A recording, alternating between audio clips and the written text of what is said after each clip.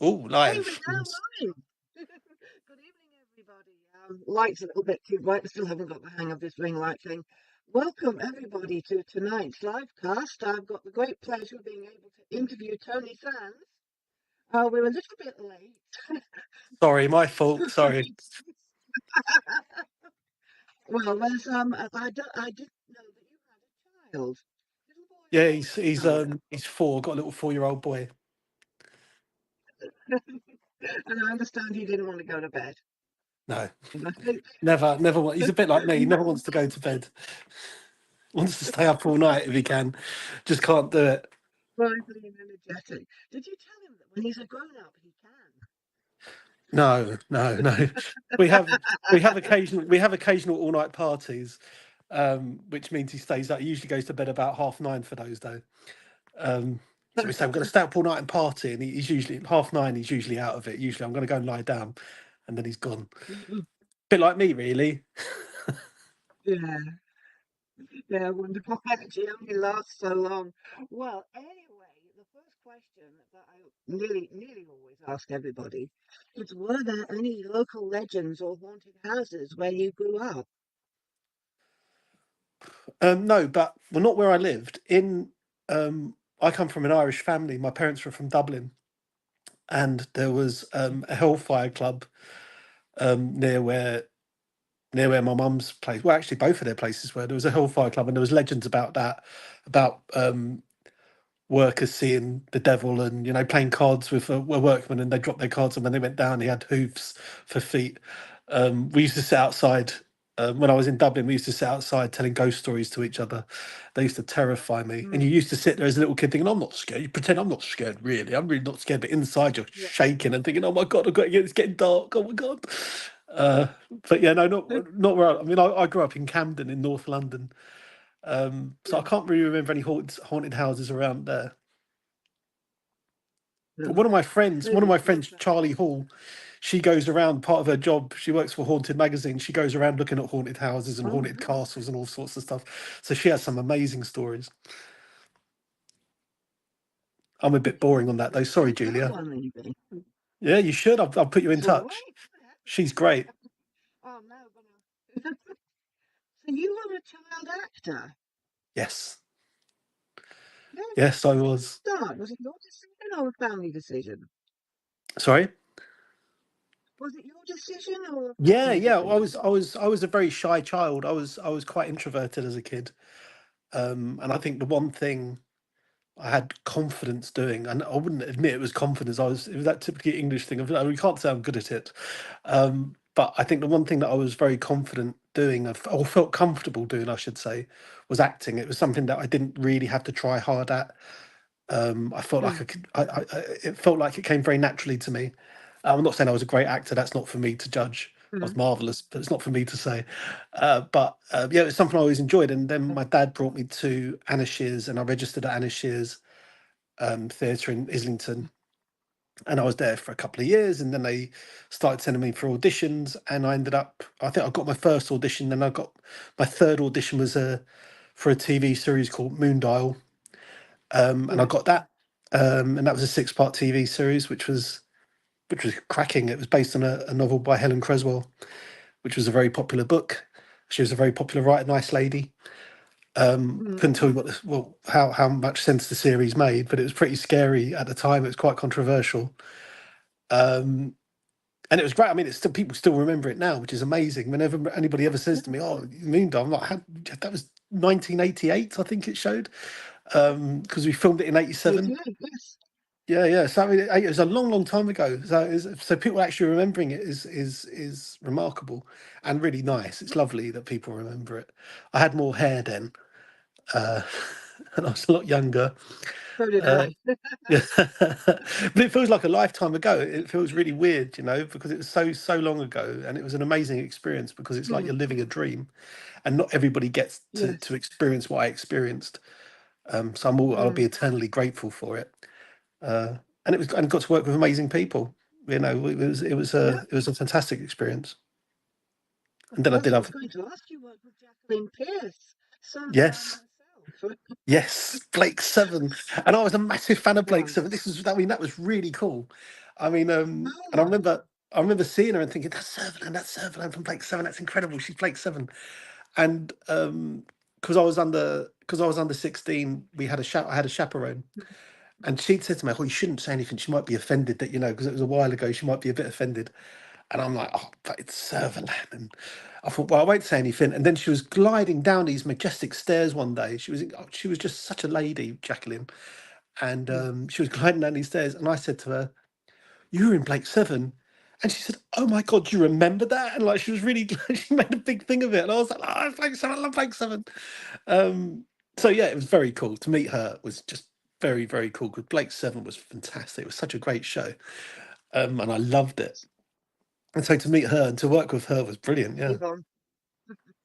yeah, right. Avon, and what a cool dude.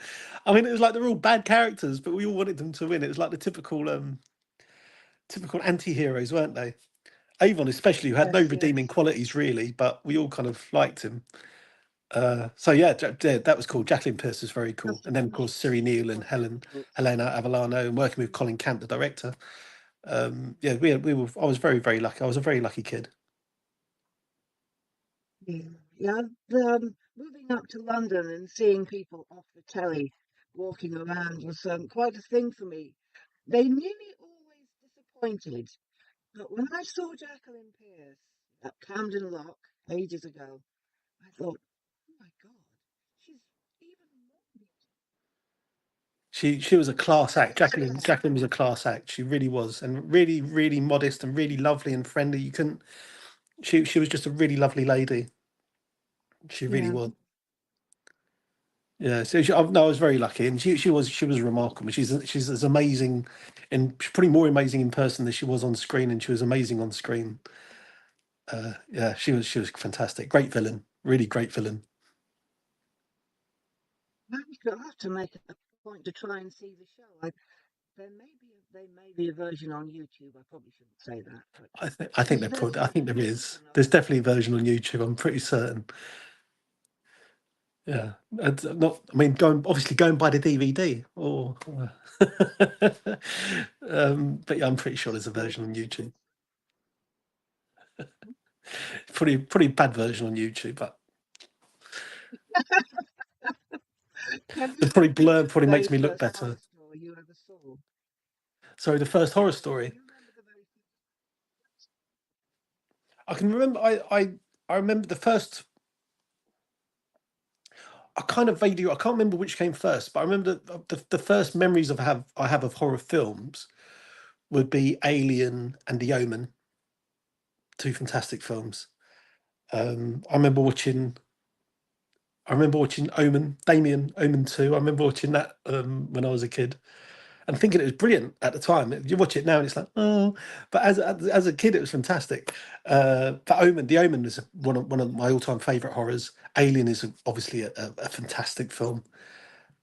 But I think they're the first ones that I remember. They're the ones that stick in my head. And when I think back, and then horror literature, I mean, I remember reading Dracula actually, Bram Stoker's Dracula. Um, yes. I think the first horror stories, the first horror books that when I really started properly reading them, um, stuff like Watchers was a great book. Um, some of Stephen Tina Coop. King's Dean R. Koontz, that's Yes. right, yeah. He wrote some really good ones. I mean, Phantoms was a good one. His best was Watchers. Watchers is just a fantastic, really, really good novel. Really good novel. Um, the thing with Koontz is like when he's good, he's very, very, very good. But it does feel like he's just kind of like drifting through in other books. It went off him after a while. But I did like Phantoms. I very much liked the movie that was based on it. Yeah, yeah. Um, With Ben Affleck. Yeah, the thing is, yes. Koontz, yeah, Ben Affleck's great. Good The thing cast, is, really good cast. Yeah, I remember I'd read a load of Kuntz's books in a row, and there was one I got to, and it was that one I read. I can't even remember what one it was, but it was by that point I read the first page, and I thought that's the bad guy. I got the twist on the first page because I'd read so many of his books. I got the idea of you know, of his writing and I just the first page I thought that's the twist there. He's the bad guy, and I was right. Got to the end and I thought I was right, and that was it. I thought maybe I should need to move on. But he is a great writer. That's not knocking him. He's a Yeah. fantastic writer. Mm. And Stephen King, like The Stand. The Stand is probably one of the best horror novels ever written. Um, it was probably the first book. The Stand was probably the first book that I read when I audibly shouted "No!" at one point because one of the characters died, and I was so upset. I was so gutted, and I actually jumped a chapter ahead just to see if it really was sticking. And he did. Oh man, he's cruel. King writes fantastic characters, and when they die, you really feel it. And the Stand, I remember reading The Stand, and they killed. I'm not going to say who it was in case people haven't read it, but he killed one of the characters. I was so upset. I mean, I was. I felt it for about 5 or 6 chapters. Even now, when I think about it, like, I can't believe he killed him all the way through, and like then that's wrong. Yeah. But yeah, that's probably one of my favourites. The Stand. I love that book. That's a great book. Trying to think who else. I think Kuntz and King though I really enjoyed. So when did you first start writing? Oh, so the first script I ever attempted writing, I would have been about 16, 15, 16, about 16, 17. I had an idea for a feature for a feature script. I'd written a short story and I thought that'd make a great film. Let's try and write a film.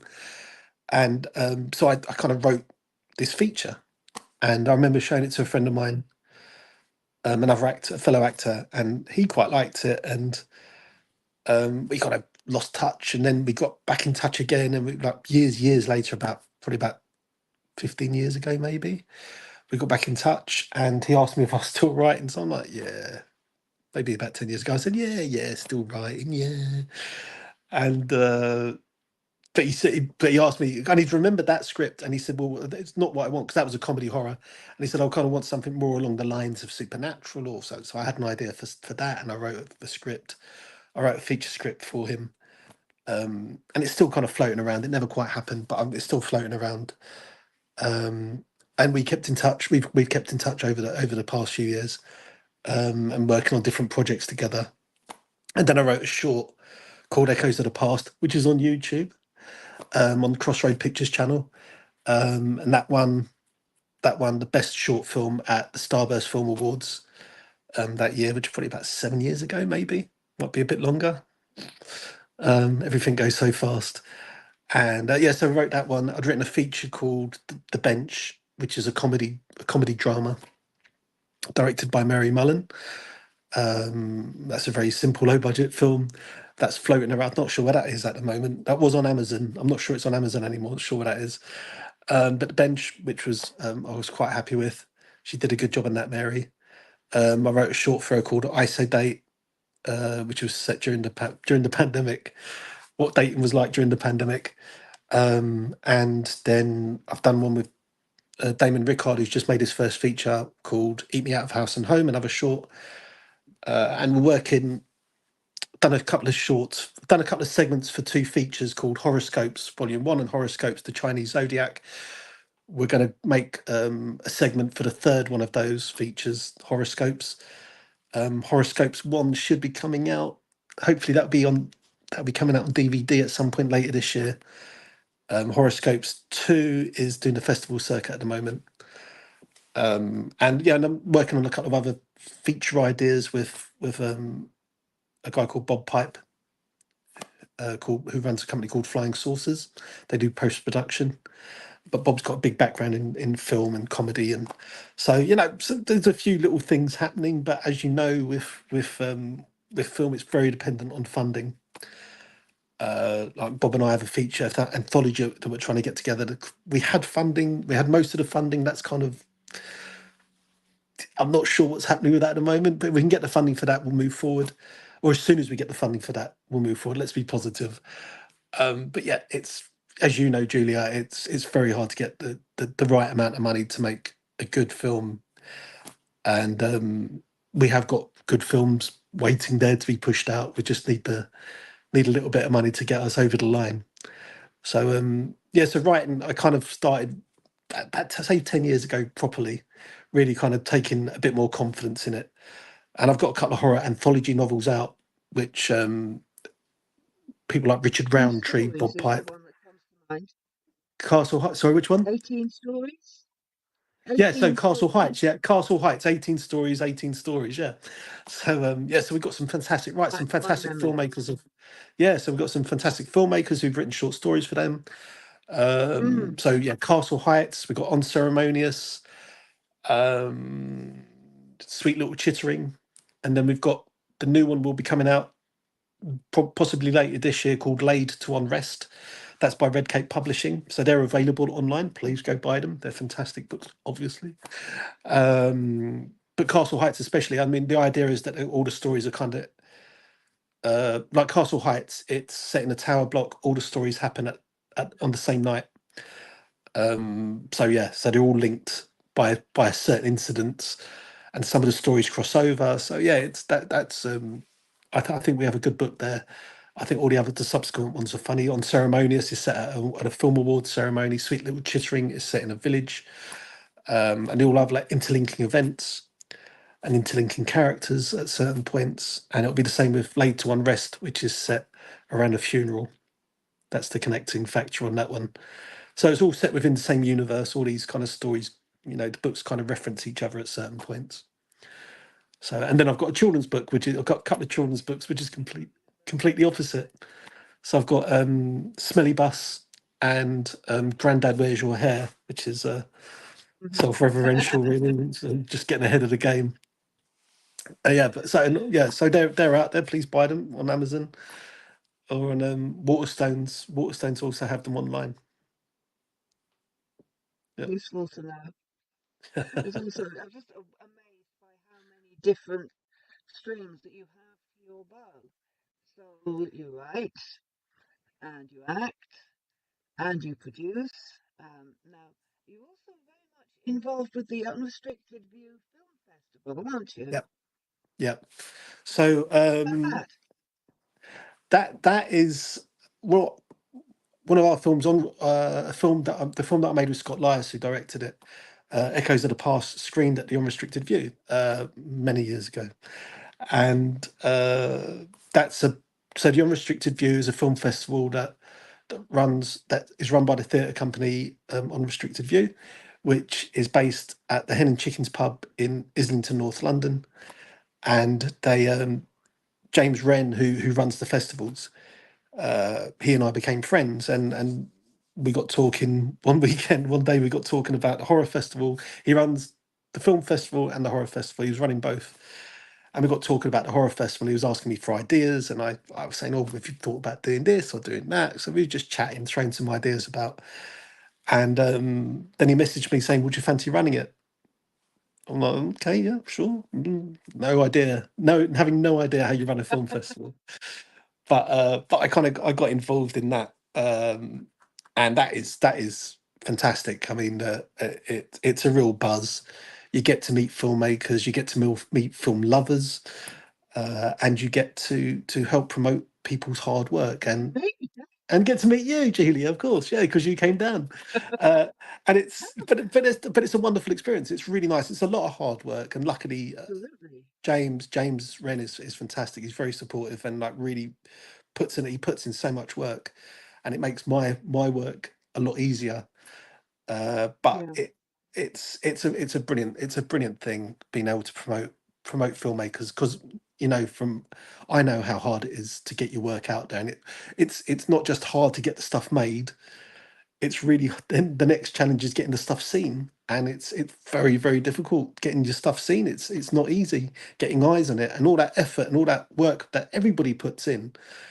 The crew, the cast, everybody puts so much in, and to then not have your work seen, it's galling, it's tough, it's really really hard, and there's so much effort goes into filmmaking. There's so much creativity and so much love and passion, especially at this level. So it was so to be able to provide a we're not platform. in it for the money, are we? No, we're not at all. No, It's about love, and to be able to provide a platform for people that have put so much love into their work, to be able to provide viewership for that, and to promote it and help get it out there. It's a great feeling, and then to get to meet the people that come and enjoy it, and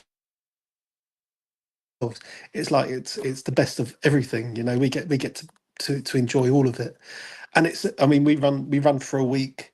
It's thoroughly exhausting. By the end of it, you're kind of running on fumes, but it is an amazing feeling, and it's something I greatly enjoy, and I'm I'm really grateful to the Unrestricted Review for giving me the opportunity to be part of the team and to be so heavily involved in the whole process. It's brilliant, and it's like, I mean, it's all year round. I mean, like, as soon as the festival closes, we open the submissions for the next year. So you spend loads of time just watching stuff and watching stuff, and then you get to the difficult part of like, which what do we have, what do we show, and what do we have to lose, and it's tough. It's really tough because you get a lot of, I mean, last year we lost about, because we have a week to fill up, but we there was about three films that could have easily got into the festival that we couldn't screen because we didn't have time, which is a lovely problem to have, but then it's also hard because you know that you're letting, some filmmakers are missing out, and it's not something you want. Ideally, you'd like to screen everybody, you'd like to give everybody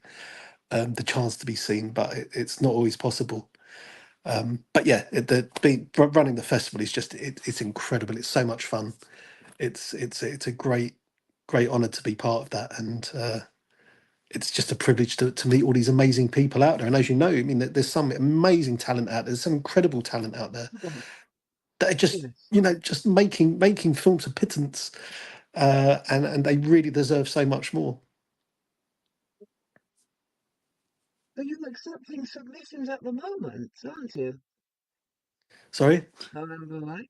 Are you accepting submissions at the moment? Yes, we are. Yes, There's still submissions are time. open now. Yep, yeah. There's still time, so please put your films in. Please put your, and we've got a short story. We've got a short story competition this year as well. So get your short stories in, and the winners of that will get published in an anthology. Yep. So get your Fabulous. stories in, short stories, scripts. We do a script competition, feature and short script competition, short story competition, short films, and then feature films. So please get them all in, because we love having the problem of having too much to pick from. So yeah, that the submissions should be open for a few months yet. Get them in. What you're looking for? Sorry. Is there anything in particular that you're looking No, for? no, I love everything. I mean, well, horror is an amazing genre because it's so broad. You can have comedy, you can have supernatural, you can have slasher, you can have everything. I mean, you can have everything. Horror's an amazing genre. It's so deep and so dense, and there's such a brilliant playing field. You can do so much with it, and you can enjoy so much. So absolutely everything. Give us everything, and we always try to show that as well within the festival. We try to be quite. We try to have an array of everything: comedies and slashers and dark and supernatural and paranormal, which is great, especially in the short film section. You can have all of it within one block of short films. I think you came down. You saw some short films. Did you see shorts when you came down? Can you remember? I remember strongly as watching Evie the movie, which That's was right. That was a good film. Yeah. blew me away. My friend Rachel came with me. We made a big thing of it because I don't travel much. Yeah. But absolutely blown away by that film. Yeah. And I've been to the Hen and Chickens on numerous occasions. For movies. I've seen a couple of plays as well. It's an Mm. absolutely lovely venue for It's, anybody who's within reach of Islington Green to come yeah. along, you know. It's a brilliant venue, and they have some amazing shows on there. Some amazing plays. Yeah. And again, the Hen and Chicken. I mean, the unrestricted view at the Hen and Chickens. They do the same with their theatre. I mean, they try to provide a gateway to new playwrights and new, people who are just trying to get their work seen and trying to get started out. They're a very, very supportive organisation. The Hen and Chickens being the venue, but the unrestricted view, they're incredible, and yeah, they're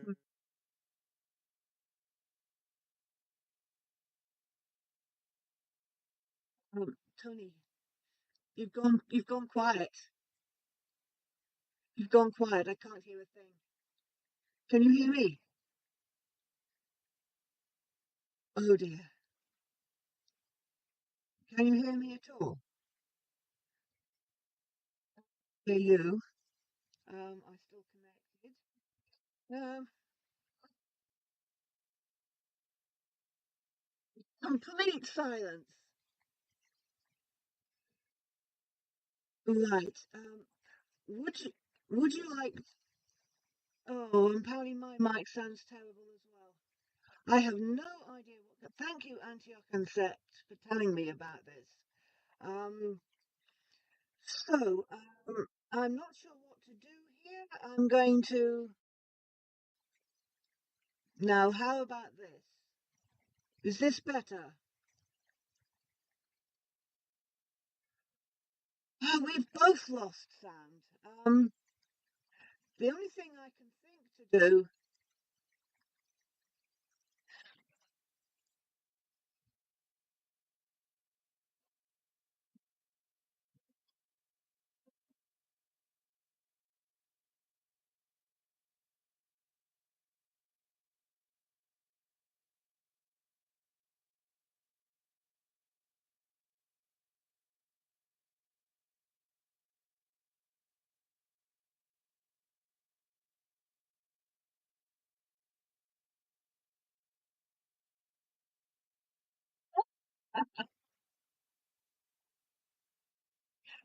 I'm going to end it now. Thank you.